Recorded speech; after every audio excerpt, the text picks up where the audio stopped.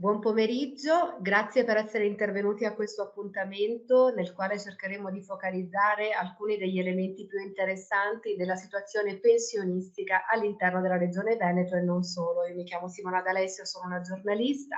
Questa iniziativa si inquadra molto bene in un percorso che è giusto che venga compiuto il più possibile in maniera accurata per permettere alle giovani generazioni, ma anche alle generazioni un po' più adulte, quelle con i capelli d'argento, di avere tutti gli strumenti a disposizione per costruire in futuro la propria pensione nella maniera migliore possibile.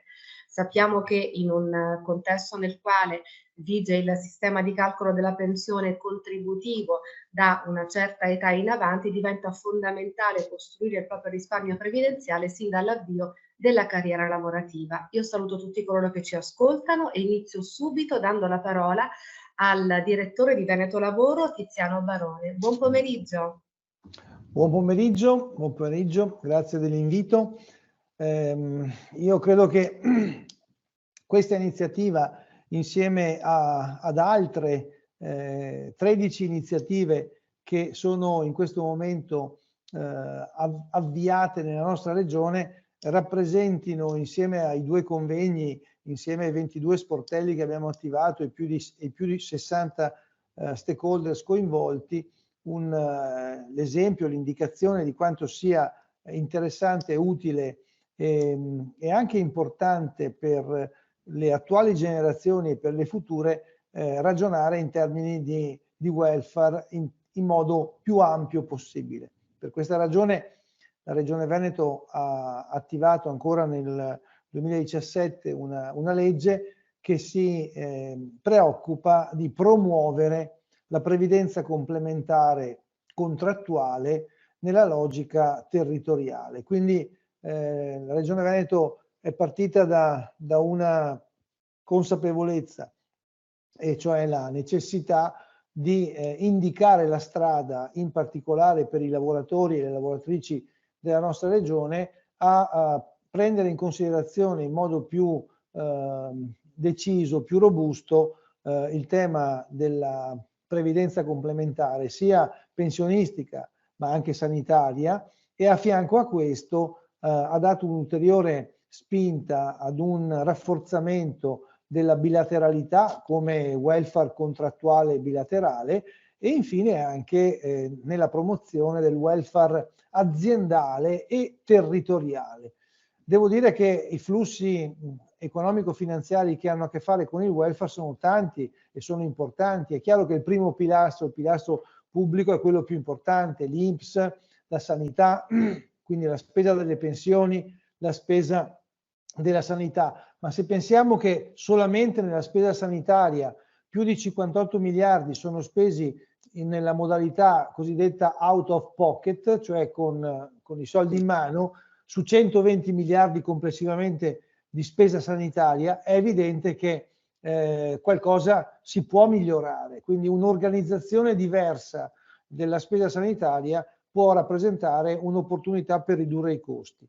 I motivi per cui la Regione Veneto è partita a quel tempo con questa iniziativa sono semplici, sono 3. Il primo è una questione demografica, c'è un aumento dell'età media che è una fortuna per tutti, e dall'altro c'è un problema demografico, nel senso che sono sempre meno i bambini che nascono e di conseguenza il peso della piramide poggia su una base sempre più ristretta rispetto al passato, e questo è un problema strutturale. I famosi 1,2 figli rispetto all'1,5 della Francia o all'1,8 di altre nazioni dice di una prospettiva che va assolutamente cambiata.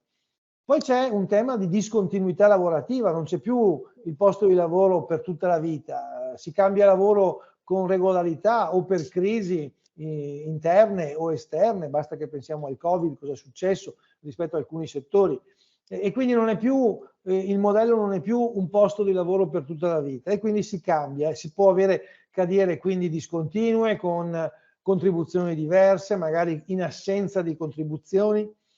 E poi c'è alla fine il tema del peso e della sostenibilità del bilancio pubblico, che non consente più di sostenere situazioni in assenza di contribuzione, no? Il famoso passaggio della pensione, dalla pensione alla pensione contributiva va in questa direzione. Poi devo dire che c'è una quarta considerazione che a quel tempo non si fece nella legge, ma che è attuale pensando a cosa è successo dopo l'emergenza Covid, che è cambiato l'atteggiamento nei confronti del lavoro. Nel senso che oggi il lavoratore ha bisogno di riprendere in mano la qualità del lavoro, no? Ed è un dato curioso rispetto a questo, è proprio nell'ambito della previdenza, diciamo, dei contratti e della bilateralità, e quindi dei servizi che il welfare aziendale bilaterale mette a disposizione. Nella fase di ascolto dei bisogni dei lavoratori e delle lavoratrici viene fuori spesso che oltre, in testa ci sta il salario, però al secondo o al terzo posto ci sta l'esigenza di avere tempo libero e quindi di poter scambiare servizi con tempo a disposizione. Quindi non è più solamente la partita diciamo della pensione integrativa o della pensionistica o sanitaria, oppure l'aiuto a determinati bisogni. No, lo scambio avviene attraverso neanche la moneta, ma il tempo che mi viene dato. Il dato più interessante che è emerso in questi giorni è quanto è cresciuto il peso della partecipazione alla previdenza complementare nella nostra regione. Oggi siamo arrivati al 42% nel 2022 rispetto a un 32% nel 2019, quindi vuol dire che in questi anni abbiamo fatto il sistema è cresciuto e il merito è sicuramente dovuto ai fondi, soprattutto i fondi contrattuali, di cui Solidarietà Veneto è un esempio importante dal punto di vista della capacità di far crescere l'adesione. Un pochino c'è stato anche il nostro contributo. La cosa evidente per noi, e chiudo questa fase, è che è fondamentale come dire, affrontare le ragioni per cui è importante un'attenzione alla previdenza, e quindi approfondire le ragioni significa cominciare a ragionare in termini di risorse da mettere sul piatto a livello sia familiare, a livello individuale, ma anche a livello di governance pubblica, su cui cominciare a ragionare in termini di aiuto a questo processo.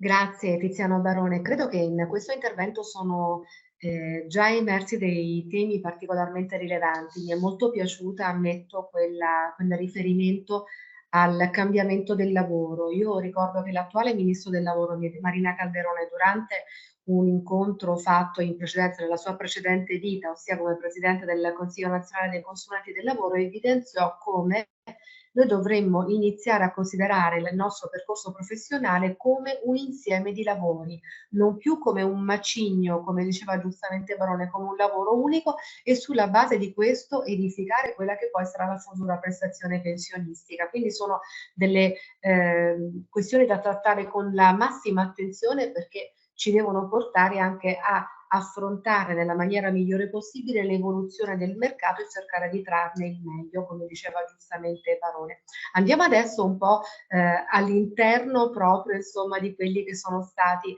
i progetti che avete portato avanti. Innanzitutto volevo chiedere un po' un raffronto fra la previdenza complementare in Italia e in Veneto, ma anche però, insomma, di questa prospettiva di istituire anche un comitato tecnico-scientifico del Triveneto. Prego, Barone.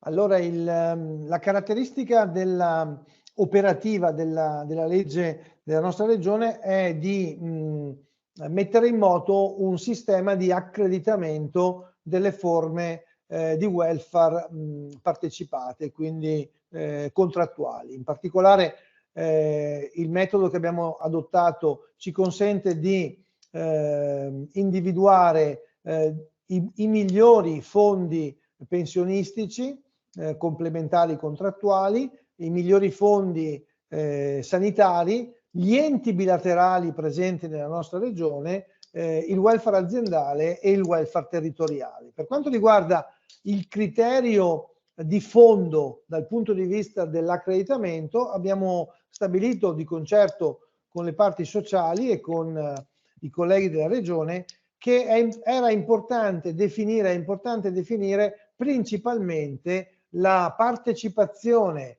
il peso e la partecipazione all'economia reale che il patrimonio dei fondi pensionistici o sanitari mettono in gioco. Questo è un elemento importante perché nel tempo è cresciuta la presenza e l'investimento dei patrimoni nell'economia reale. Nel 2021 siamo arrivati al 3,5% annuo, che sembra poco, ma in realtà è molto, tenendo conto che la cosa paradossale che noi diciamo spesso è le risorse che provengono dai lavoratori, dalle lavoratrici e dalle imprese del Veneto finiscono a investire, a promuovere mercati distanti che magari sono anche concorrenti della nostra regione dal punto di vista delle economie. Quindi a fare una riflessione sulla modalità con la quale il patrimonio dei fondi si gioca nel nostro paese è fondamentale.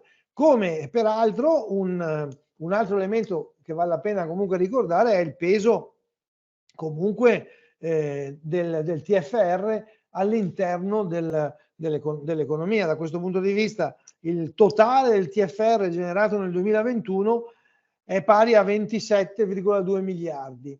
È una super finanziaria. Allora è chiaro che considerare il TFR come una posta del bilancio pubblico oppure come una posta di un patrimonio che può essere speso all'interno o dell'impresa o in altri ambiti, penso per esempio ai fondi territoriali, ci sono alcuni casi come il Trentino Alto Adige oppure la Val d'Aosta dove questa dinamica di fondi regionali o provinciali che vengono alimentati dal TFR proveniente dai dipendenti della pubblica amministrazione rappresenta un fondo su cui poi fare come dire, sostenere i principali investimenti infrastrutturali, no? Che poi si ripagano nel tempo in modo certo. Basta pensare appunto alle infrastrutture fisiche o digitali, oppure basta pensare a quanto sta accadendo in termini di investimento nell'housing sociale, che rappresenta un tema come dire, legato alla crescita della speranza di vita.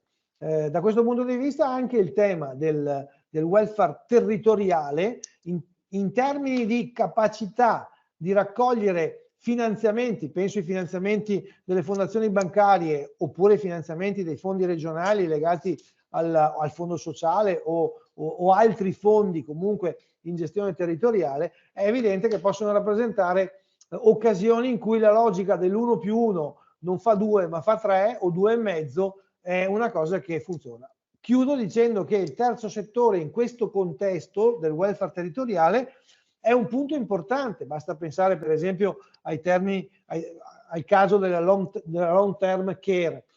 La possibilità di avere una fornitura a chilometro zero di servizi sociali e non solo, e quindi forniti dal terzo settore, può rappresentare il vantaggio competitivo all'interno del sistema dell'incontro tra domanda e offerta di welfare aziendale.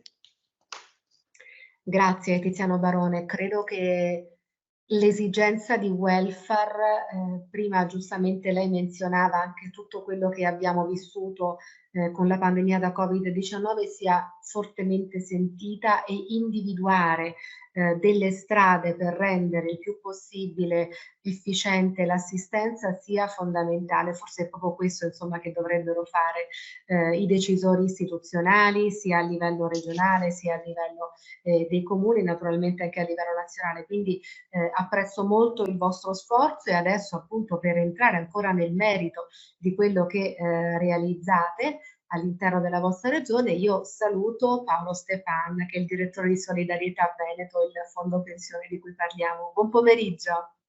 Buon pomeriggio a te e a tutti quelli che ci ascoltano. Allora, Paolo, noi abbiamo prima menzionato l'esigenza di diffondere la cultura previdenziale, di parlarne con le giovani generazioni.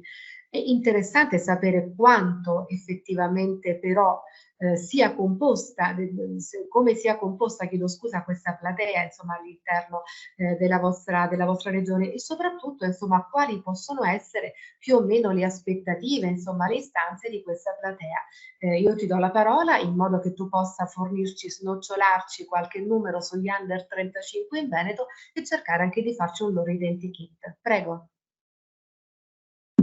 Un'analisi, vorrei dire, che consente di approfondire tanti aspetti. Proprio questa mattina, tra l'altro, ero in una scuola per parlare di previdenza, nel tentativo di coinvolgere proprio chi ancora non lavora. Per cui da lì partirei.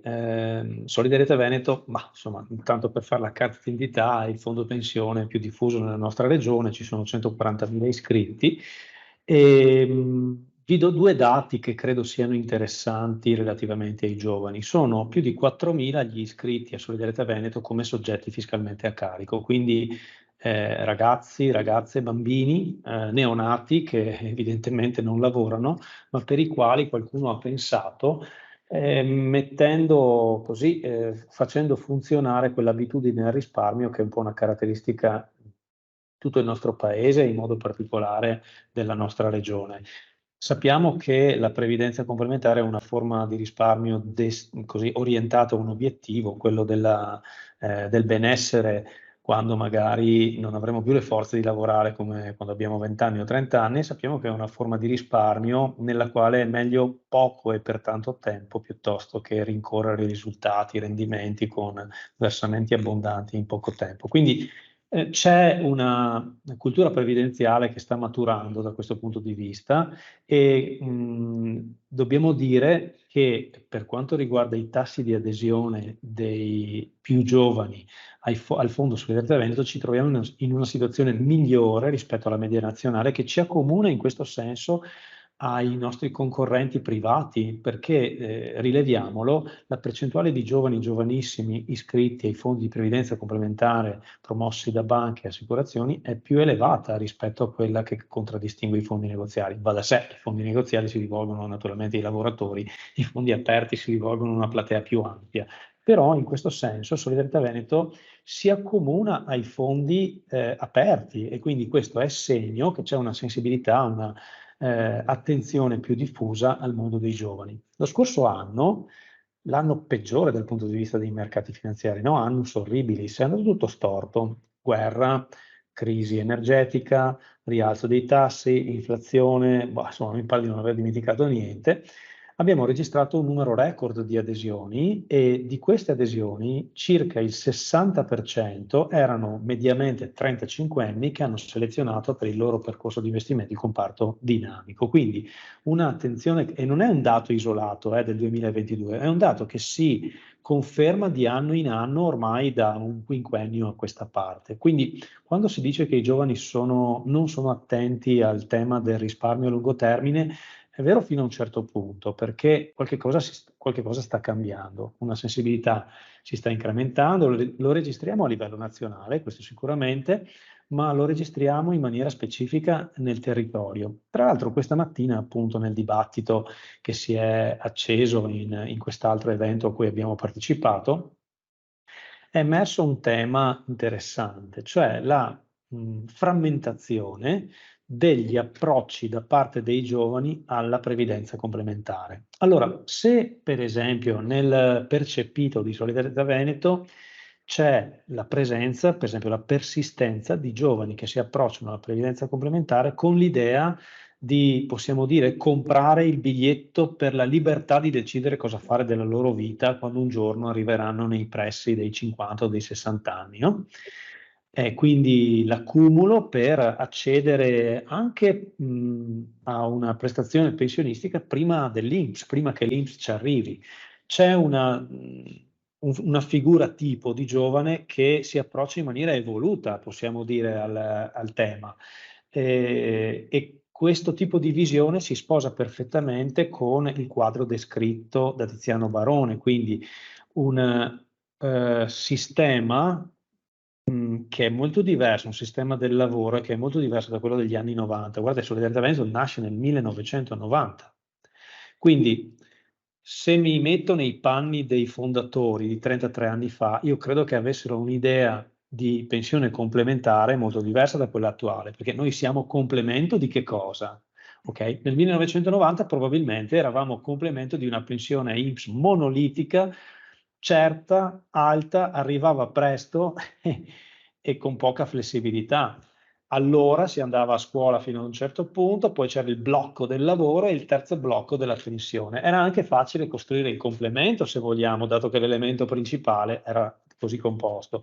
Ma oggi come siamo? Oggi evidentemente non è più così, quindi oggi chi si approccia alla previdenza complementare lo fa con una visuale molto diversa, tant'è vero che oggi si dibatteva sul fatto che qualcuno ipotizza, e lascio così questo interrogativo agli accademici, così avranno modo di approfondirlo, no? Un po' di lavoro per le tesi. Nel futuro dei fondi pensione ci può essere un ruolo non più soltanto di copertura pensionistica, ma di copertura trasversale anche nel corso del periodo lavorativo. Per noi tecnici sarebbe un pochino un problema, perché si tratterebbe di costruire asset allocation molto più complicate, data l'instabilità. Tuttavia il tema si pone. Ma attenzione, non tutti i giovani si approcciano con questo modello. C'è chi si approccia banalmente in maniera, se vogliamo, molto più pragmatica, e quindi alcuni delegati sindacali dicevano: no, guarda che da noi i giovani si iscrivono perché qui si portano a casa meno tasse e più contributi da parte dell'azienda. Come si può discutere? Chiaro che devi intraprendere con questi giovani una dialettica spiegando queste cose, quindi magari c'è chi entra più negli elementi strettamente economici, non manca questo elemento, non va escluso dall'analisi, oppure c'è chi dice anche: guarda, io faccio il fondo pensione perché ho sentito dire che posso accedere anche a prestazioni pensionistiche anticipate, le cosiddette anticipazioni, no? Quindi curioso che si pensi al fondo pensione non tanto per la pensione, ma per l'anticipazione, antitetica rispetto al nostro modo di pensare, ma non possiamo ignorare questo. Quindi che cos'è che non possiamo ignorare? La necessità di ascoltare chi del fondo pensione ha bisogno, di mettersi in contatto con il territorio, con le persone, e anche qui tenendo ben presente un aspetto: quando avevo 18 anni, erano proprio gli anni 90, Solidarietà Veneto nasceva, poi sono andato all'università incontrando alcune delle persone che sono anche qui oggi, ecco. Francamente non avevo il pensiero della previdenza complementare, non so voi, ok? Quindi insomma vanno anche compresi questi ragazzi. Va compreso anche forse il fatto che un elemento di educazione civica a livello scolastico potrebbe aiutare ad aprire, come si può dire, degli spunti di interesse. E su questo vi cito un piccolo aneddoto che mi è capitato. Questa mattina dicevano: non si può mica parlare di previdenza complementare a quelli delle elementari. Allora, mi è capitato qualche anno fa, ero a casa, periodo marzo-aprile, stavo lavorando al bilancio di Solidarietà Veneto, e uno dei miei figli, iscritto a Solidarietà Veneto naturalmente come soggetto fiscalmente a carico, così si siede sulla finestra di casa, mi guarda di traverso e mi dice: ma papà, qua com'è che funziona? Com'è che voi fate a guadagnare con il fondo?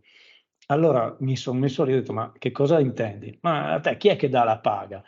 Dico, me la dai tu, perché tratteniamo dalle tue contribuzioni una parte di risorse che serve a pagare anche il mio stipendio. Mi guarda con due occhi così e mi dice: no, non mi piace mica tanto questa cosa. Allora spiego che attraverso l'investimento ci si aspetta che come dire, il capitale maturi dei rendimenti, che si crei un montante e quindi il costo che è a carico dei tanti iscritti al fondo pensione è irrilevante rispetto al risultato finale. Allora mi fa, ah sì, beh, già meglio così. Si può parlare di finanza, se si sa usare il linguaggio giusto, anche con i bambini. E non serve, voglio dire, complicare le cose, dovremmo invece avere l'abilità di semplificarle. E credo che in questo senso l'iniziativa che oggi ci immaginiamo di promuovere assieme a Ca' Foscari, ma l'aspettativa è che tutto il mondo dell'istruzione, come dire, abbracci questa tendenza, che è fondamentale oggi, tenendo conto di com'è la demografia e della difficoltà a sostenere i sistemi pubblici a ripartizione. C'è il modo di parlare a queste persone, bisogna, come dire, probabilmente cominciare, ecco. Trovarlo naturalmente. E io ho visto con piacere, mentre parlava Paolo Stefan, sorridere e annuire gli altri rappresentanti di questo appuntamento, perché è vero, insomma, anche giornalisticamente ci viene insegnato che se qualcosa non si riesce a spiegare in maniera semplice, allora vuol dire che non è interessante, perché necessario è cercare il più possibile di arrivare a far comprendere i propri concetti nella maniera migliore possibile alle persone, sulla base naturalmente di quelle che sono le loro capacità cognitive, il loro grado di istruzione e anche il loro interesse. Quindi insomma ho trovato il riferimento al figlio di Paolo Stefan, che abbiamo capito a questo punto che è stipendiato da suo figlio. Per chi insomma non lo avesse compreso, insomma c'è anche questo tipo di dinamica familiare molto interessante, naturalmente di tutte persone all'interno della famiglia iscritte al fondo ovviamente Solidarietà Veneto. Adesso però, come giustamente osservava Paolo Stefano, possiamo andare anche a comprendere proprio con due esponenti del mondo accademico quello che effettivamente si può, a partire dagli atenei fino ad arrivare in qualunque aula di università, ma anche in tanti posti, fare per far comprendere al meglio quello che aspetta coloro che inizieranno a lavorare. Quindi io do subito innanzitutto il benvenuto alla professoressa Agar Brugiavini. Buon pomeriggio. Buon pomeriggio a tutti, grazie per l'invito, è un piacere essere in questo, chiamiamolo gruppo di lavoro, perché è un gruppo di lavoro. Beh, diciamo che è una chiacchierata particolarmente sciolta, serena, professoressa Brugiavini. Molto serena, ma che ha portato alla luce moltissimi spunti di insomma, temi che sono poi nella vita delle persone, cioè noi stiamo parlando della vita delle famiglie. Oggi ci rivolgiamo più al segmento giovanile, ma è emerso il tema del long term care, che io credo sia il tema più pressante che noi avremo nei prossimi anni quando si parla di welfare. Quindi qual è il contributo di Ca' Foscari a questo dibattito? Noi abbiamo pensato assieme ai nostri compagni di viaggio Tiziano Barone e Paolo Stefan di avviare un progetto che entri un po' più nel merito di quello che ci siamo detti. Noi abbiamo già detto il Veneto ha una presenza nei fondi pensione che è alta rispetto alla media nazionale, oltre il 40%. In parte rispecchiando la struttura della forza lavoro del Veneto, e chiaramente questo rispecchia la struttura della forza lavoro. La presenza dei giovani nei fondi pensione in tutta Italia è superiore al 17%, per giovani intendo sotto ai 35 anni, e vede una grossa presenza maschile, sempre per quel che riguarda, se vogliamo, diciamo, la partecipazione al lavoro e la modalità di lavoro. Quindi questo vuol dire che siamo sul sentiero buono, ma si può fare di più, e si può fare di più richiede informazione, cioè richiede che ci sia conoscenza di quelle che sono le possibilità, le opportunità e di esplicitare le proprie preferenze, perché come diceva Paolo, non sempre sono chiare le preferenze, no? A noi non sempre sono chiare, ma a volte gli stessi individui non si rendono conto di alcune preferenze, diciamo, sottostanti le loro scelte. Quindi quello che noi intendiamo fare assieme ai nostri compagni di viaggio è in primo luogo una mappatura completa di tutte le opportunità. Tiziano Barone le ha già presentate in tutte le loro forme, ma a nostro avviso, se vogliamo parlare di welfare aziendale, ma più che altro di welfare territoriale, dobbiamo avere una mappa completa di cose a disposizione, pubblico, privato, terzo settore. E in quali forme, tenendo presente che molta del welfare in Italia passa ancora per la via cosiddetta informale, cioè familiare, e quindi questo va diciamo investigato in qualche modo per capire quant'è il contributo della famiglia al sostegno specialmente del long term care, ecco, perché è lì che c'è un segmento ancora da coprire. L'altro pilastro che è molto importante è che noi vogliamo avviare un'indagine con i nostri studenti, non solo quelli del Dipartimento di Economia, ma con tutti gli studenti universitari, che ci permetta di capire quanto sanno di previdenza e se, diciamo, se noi offriamo delle opportunità, come loro percepiscono queste opportunità.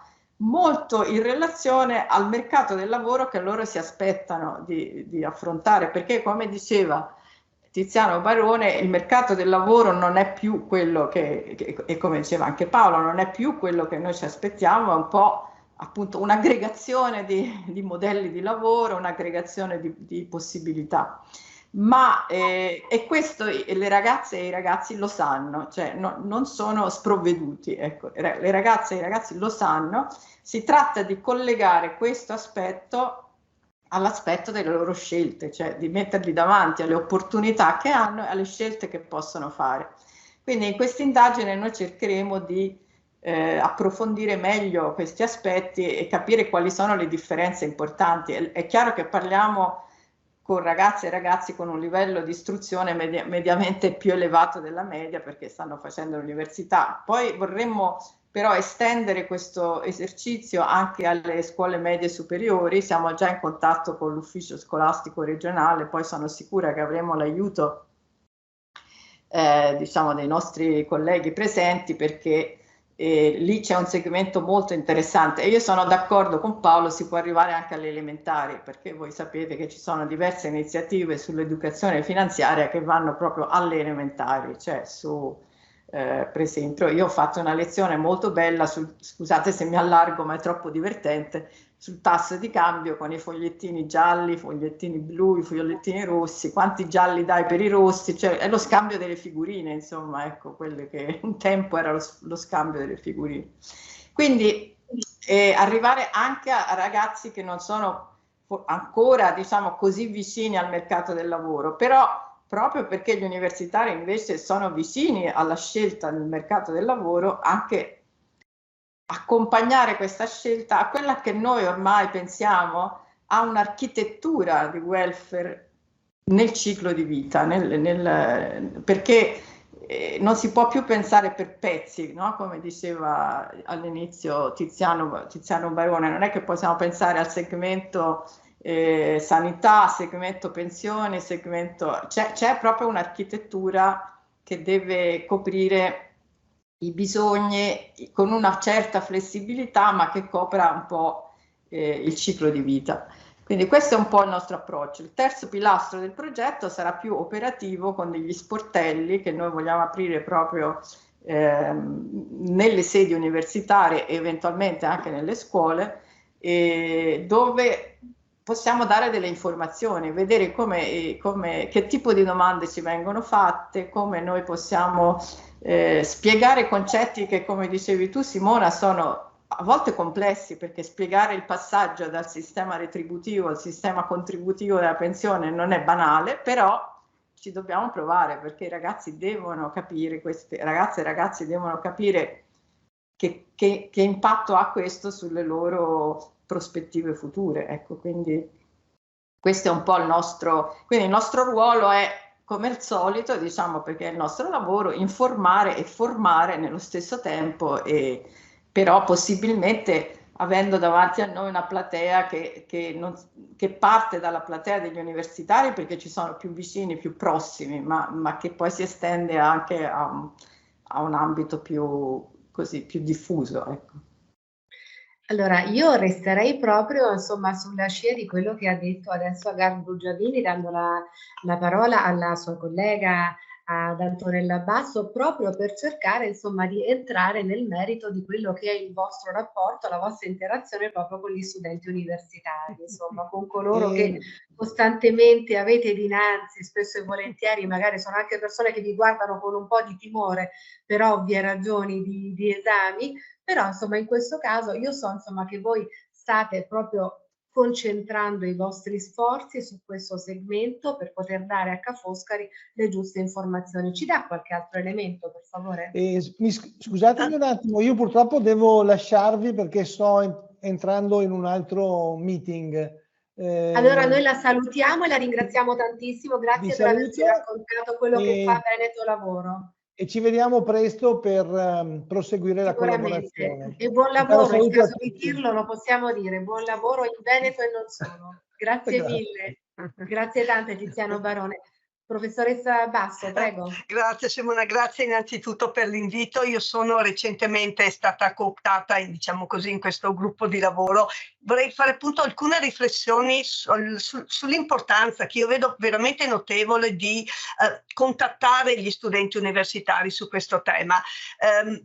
Perché, non solo perché noi insegniamo all'università e ci sono più vicini, però diciamo così ho provato a fare alcune esperienze preliminari proprio con gli studenti, andando a cercare di capire informalmente quanto il tema, diciamo così, fosse nei loro pensieri, diciamo. E la prima impressione è che appunto fino a quel momento, e sto parlando fondamentalmente di lauree magistrali, quindi anche studenti di quarto e quinto anno, tutto sommato sì, ne sentono parlare, però non si erano mai veramente posti il problema. Una piccola informazione, mezz'ora, 40 minuti, non di più, con riflessioni, tra l'altro mi rifaccio un attimino a quello che ha detto Tiziano Baroni e a quello che ha detto Paolo Stefan prima, mostrando fondamentalmente la piramide dell'età, quindi facendo capire quanti sono loro, quanti sono in realtà, diciamo così, gli anziani, ma in realtà anche quelli che sono i baby boomers, quelli che ormai stanno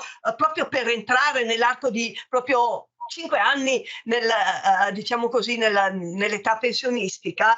E l'altra riflessione, diciamo così, che gli ho fatto è stata allora non sono stata lì a spiegare il regime contributivo a fondo, ma gli ho spiegato il fatto che in realtà è virtuale per un patto generazionale, perché i loro genitori, quando hanno versato i contributi, sono stati usati per pagare le pensioni di chi era in pensione, anche i loro contributi saranno utilizzati formalmente, sono conteggiati, diciamo, con un sistema contributivo, ma di fatto non vengono investiti perché altrimenti l'INPS non avrebbe modo di pagare le pensioni agli attuali pensionati. E quindi che c'è? E facendogli vedere, io ho visto cambiare completamente l'atteggiamento. Alla fine della lezione, più di uno di loro, che magari probabilmente sta lavorando a tempo parziale, ha cominciato a chiedermi proprio su come questo cosa mi ha insegnato. Mi ha insegnato che appunto anche una informazione abbastanza rapida, non necessariamente tecnica, mirata, ma al momento opportuno, solleva effettivamente il problema. E mi rifaccio poi a quello che ha detto prima Paolo Stefan. È importante che appena entrano nel mercato lavorativo, nel mercato del lavoro, comincino subito a fare le formichine, cioè a diciamo così, riservare una cifra anche se non grande, perché poco per molti anni dà molto di più che non attendere. Allora, quindi questo a me ha dato veramente l'idea che vale la pena esplorare, diciamo così, questa possibilità. Quindi comunicare, informare e però, ecco, l'altra cosa che a me, diciamo così, piacerebbe effettivamente fare il progetto è confrontare il risultato dell'indagine che intendiamo fare prima, diciamo così, che gli studenti ricevano queste, diciamo, comunicazioni, queste informazioni che mirano a sollevare la loro sensibilità, e dopo, perché anche per vedere gli sforzi che vengono fatti effettivamente, se e quanto effetto sortiscono. Beh, io credo effettivamente che da qui ad ottobre, perché mi permetto insomma di anticiparlo, voi adesso state intraprendendo questo importante percorso di approfondimento con questo progetto, appunto La mia pensione, che Agar Zavini ha iniziato ad illustrare prima di Antonella Basso, che poi vi porterà naturalmente a compimento del vostro sforzo, insomma del lavoro, insomma di tutto quello che verrà raccolto fino a ottobre, il mese dell'educazione finanziaria, che è diventato davvero un appuntamento straordinario, insomma un'iniziativa che il Ministero dell'Economia insomma è riuscito davvero a far moltiplicare in tantissimi gangli. Io da giornalista ricevo continuamente comunicati stampa di organismi che aderiscono al mese per l'educazione finanziaria, che vanno nelle scuole, che realizzano corsi di formazione anche per i loro dipendenti, insomma sempre più importante. Io per questo sono molto grata insomma sia ad Agar che ad Antonella per aver in maniera così schietta portato qui il loro modo di essere docenti universitari, in questo caso davvero al servizio della collettività, guardando al futuro. Abbiamo ancora una manciata di minuti, visto che sventuratamente Tiziano Barone ci ha salutati. Io ero andata a guardare, mi aveva fatto molto piacere sul sito proprio di Veneto Lavoro, quanto stia crescendo la forza lavoro attiva in Veneto. Io vi leggo l'ultimo dato che appunto è messo molto bene in risalto nell'home page, che parla di un saldo mensile positivo ad aprile di 15.000 posti di lavoro e di più 43.900 posti di lavoro dall'inizio dell'anno. Sono cifre insomma che mi permetto fanno abbastanza bene al cuore in una fase nella quale siamo tutti quanti spesso e volentieri prostrati per notizie negative e per situazioni di disagio da nord a sud. Quindi a questo punto insomma inevitabilmente interpello Paolo Stefan, perché insomma tutti questi lavoratori che crescono nella vostra regione potenzialmente diciamo possono scegliere appunto di arricchire il proprio salvadanario previdenziale attraverso Solidarietà Veneto. Però quella che volevo farti come domanda, visto che giustamente tu raccontavi in precedenza della nascita di questo fondo nel 1990, io su di voi ho letto anche una peculiarità che per i miei interessi giornalistici mi sta molto a cuore, ossia il fatto che voi siete aperti anche alla libera professione, al mondo del lavoro autonomo, che ovviamente non è una caratteristica di tutti quanti i fondi pensione, come sappiamo, che sono molto spesso tarati sul lavoro dipendente. La domanda è questa, Paolo. Se vuoi naturalmente commentare anche questo incremento occupazionale in Veneto con i possibili riflessi, mi fa piacere. Nel contempo mi farebbe invece piacere sapere da te per quale ragione avete deciso di puntare i riflettori sul segmento del lavoro indipendente. Sì, beh, possiamo commentare sicuramente entrambi gli aspetti. Allora, Solidarietà Veneto nasce a Antesignano negli anni 90, secondo l'idea che la mobilità del lavoro, che pur si prospettava già allora in crescita e anche su scala, possiamo dire internazionale, il Veneto è una regione molto proiettata in ambito europeo e possiamo dire anche ai noi, molti dei giovani più capaci vanno via dalla nostra regione. Questo non è che sia una grandissima notizia, ma è pur vero che contemporaneamente c'è una mobilità del lavoro incardinata comunque su località di residenza. Quindi chi ha fondato Solidarietà Veneto si aspettava che di lì ai prossimi anni ci sarebbe stata per i lavoratori del futuro una maggior frequenza nel cambio di lavoro, ma difficilmente la gran parte dei lavoratori si sarebbe spostata su larga scala. Quindi, come dire, posso cambiare lavoro, potrei essere un artigiano metalmeccanico, poi passare all'industria, magari dalla metalmeccanica mi sposto a un altro tipo di tipologia di attività, ma tengo il contatto con la realtà di risparmio che ho imparato a conoscere fin dal primo impiego o addirittura prima del primo impiego. Ecco dunque che è stata considerata in questa visuale anche la possibilità di adesione degli autonomi, no? Della libera professione, tra Sì. l'altro in un ambito territoriale nella quale questo tipo di approccio è piuttosto diffuso, direi, quindi è sembrato anche abbastanza naturale, tra l'altro avendo a bordo fra i potenziali aderenti di Solidarietà Veneto non solo l'industria, ma magari anche l'artigianato, i coltivatori diretti, completare il quadro con la libera professione. Occorre dire che in prospettiva, con la terziarizzazione ovviamente già sotto gli occhi di tutti, ma che in prospettiva tenderà, crediamo, ad amplificarsi, l'elemento prospettico che già oggi in Solidarietà Veneto crediamo sia determinante è proprio l'accesso dei lavoratori del terziario, e quindi qui è un tema per le parti sociali, per le parti istitutive, che dovranno sicuramente valutarlo, tenerlo in considerazione, fermo restando che potrebbero arrivare le intelligenze artificiali invece all'opposto ad assorbire posti di lavoro, quindi le intelligenze artificiali non possono iscriversi al fondo pensione, ma possono contribuire alla produttività complessiva del territorio. E da questo punto di vista mi ricollego all'altro tema che hai toccato, che è interessantissimo. Sì, i numeri del lavoro in Veneto sono estremamente positivi. Qualunque territorio voi andiate ad esplorare, qualunque ambito lavorativo, avrete la conferma che si fa fatica a trovare professionalità a tutte le altezze. Quindi noi abbiamo un tema che in qualche altra occasione ho condiviso anche con Ca' Foscari, un tema delicatissimo legato anzitutto a una base demografica sempre più ristretta, ma anche alla capacità di creare posti di lavoro attrattivi. Quindi, come dire, questo fattore positivo di una grande capacità per chi oggi inizia a lavorare di trovare un'offerta abbondante, lo riscontriamo anche noi. E questa mattina si diceva che, sapete, nelle piccole aziende purtroppo la diffusione della previdenza complementare è modesta, è uno dei talloni d'Achille di tutto il sistema, no?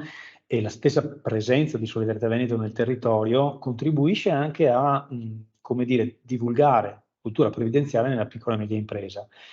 Ma crediamo che di fronte a una necessità da parte delle aziende di accaparrarsi le migliori risorse umane, anche la messa a disposizione dello strumento previdenziale diventi un fattore competitivo. Quindi la mia aspettativa è che la previdenza complementare, se letta in questo senso da parte delle aziende, come strumento di retribuzione di qualità, di valore, di prospettiva, diventi metodo per attrarre risorse, e le aziende avranno sicuramente bisogno di attrarre queste risorse, altrimenti andranno da un'altra parte dove si offrirà di più. Quindi la vedo positiva la prospettiva per i giovani. Speriamo, ecco, che il sistema imprenditoriale sappia offrire lavoro all'altezza delle aspettative dei nostri giovani, che sono diverse da quelle del 1990. Naturalmente, dei boomers e non solo. Proprio mentre stavamo parlando mi è arrivato un messaggio che mi informava che la prossima relazione annuale della Covid, la Commissione di Vigilanza sui Fondi Pensione, si terrà il 7 di giugno alla Camera dei Deputati. Ve lo dico se non l'aveste già, se non aveste avuto l'invito. Perfetto, così.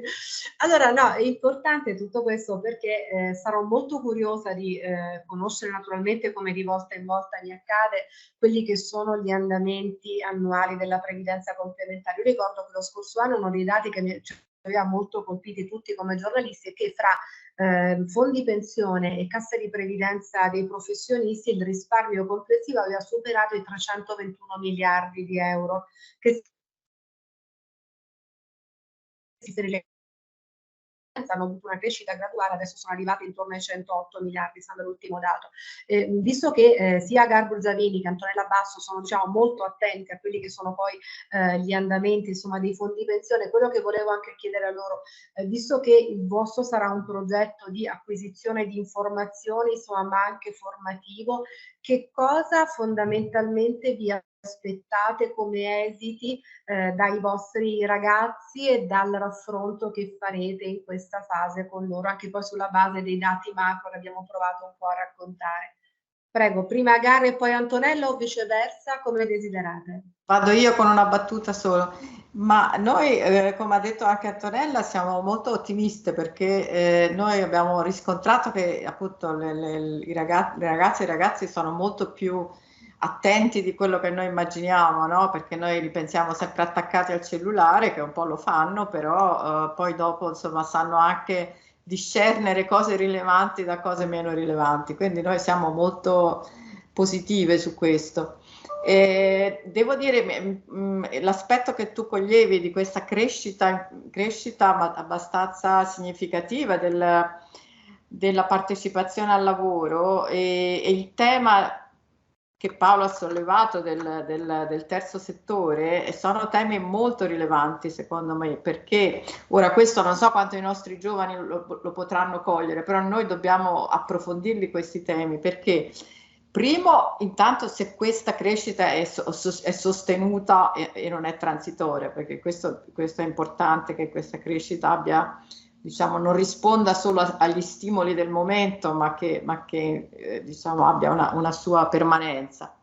E a fronte di questo, che chi partecipa a questa nuova, diciamo, ondata di lavoratori appunto sia cosciente del fatto che un piccolo risparmio sistematico vale molto di più, come diceva Antonella, che non mettere un pacco di monetine tutte assieme, perché è importante la capitalizzazione di quello che si mette da parte. L'altro tema è, come dicevo prima, cioè perché un lavoro è attrattivo? Cioè, noi abbiamo delle esperienze nel Veneto che sono note, ma non è solo diciamo la Luxottica, pensiamo anche a quello che Vicenza rappresentava tanti anni fa, era un modello di lavoro quindi la qualità del lavoro diventa un tema molto rilevante, la qualità del lavoro in tutti i sensi, cioè noi come ricercatori, economisti e ricercatrici che lavoriamo su questi temi parliamo per esempio di un indice che si chiama effort reward, cioè quanto tu metti dentro e quanto tiri fuori, ma non solo in termini di salario, anche in termini di responsabilità, socialità, apprezzamento e così via, no? E sempre più il nostro lavoro deve essere con un alto tasso, diciamo, di soddisfazione per renderlo gradito agli altri. Ultimo punto, brevissimo, se posso, il tema secondo me dei servizi, perché i dati che noi vediamo sul Veneto io credo siano molto dominati dall'aspetto industriale, diciamo, dall'aspetto industria, ma la crescita dei servizi che sarà molto femminile, ecco questo che al momento è molto femminile, il settore dei servizi va monitorato, perché lì secondo me noi dobbiamo veramente, quello è un segmento che è anche un po' più vulnerabile, purtroppo, diciamo, purtroppo è più vulnerabile, quindi dobbiamo essere pronti a sostenerlo, questa partecipazione del lavoro più nei servizi che nell'industria. Ecco. Antonella. Il microfono, Antonella. Scusatemi, concludo brevemente con quella che è la mia speranza, ma è anche la mia aspettativa, devo dire, e cioè che noi che si riesca, diciamo, a svegliare le coscienze, ma non nel senso che devo dire, che veda i giovani come amorfi da svegliare, ma nel senso che diciamo così, ovviamente non hanno avuto modo di rifletterci e secondo me con il giusto stimolo effettivamente risponderanno molto bene, diciamo. È uno stimolo necessario perché altrimenti appunto le spese si rinviano troppo facilmente a 10-15 anni dopo, ma io mi aspetto un buon tasso di risposta. Questo è secondo me quello che cerchiamo. Guarda, io soprattutto devo dire mi aspetto che in futuro ci saranno degli ex studenti di Ca' Foscari che potranno dire grazie alle mie 2 professoresse ho capito quanto era importante mettere quel soldino all'interno del salvadanaio e costruire l'importante ammontare futuro che mi porterà ad essere una persona autonoma, indipendente, a poter fare delle scelte importanti per la mia famiglia, per il mio lavoro e a poter avere il più possibile in futuro un assegno pensionistico dignitoso. Quindi io me lo auguro tanto, ma insomma sono convinta che abbiate già ben seminato e quindi adesso tutti questi semini vedremo che cosa faranno germogliare insomma da qui ad ottobre. Io vi ringrazio moltissimo, sono stata molto contenta di aver avuto l'opportunità di ascoltarvi, di apprendere moltissime informazioni utili su quello che accade in Veneto dal punto di vista del welfare, delle pensioni, della sanità, naturalmente dal mondo accademico. Quindi ringrazio tutti quanti coloro che ci hanno ascoltato e saluto naturalmente Paolo Stefanna, Garra Brugiavini e Antonella Basso e vi auguro tantissimi in bocca al lupo per il futuro, ma soprattutto, lo ripeto, come ho detto anche a Tiziano Barone, buon lavoro e grazie. Grazie anche da parte nostra. Un saluto. Grazie da parte nostra, è stato molto, molto interessante.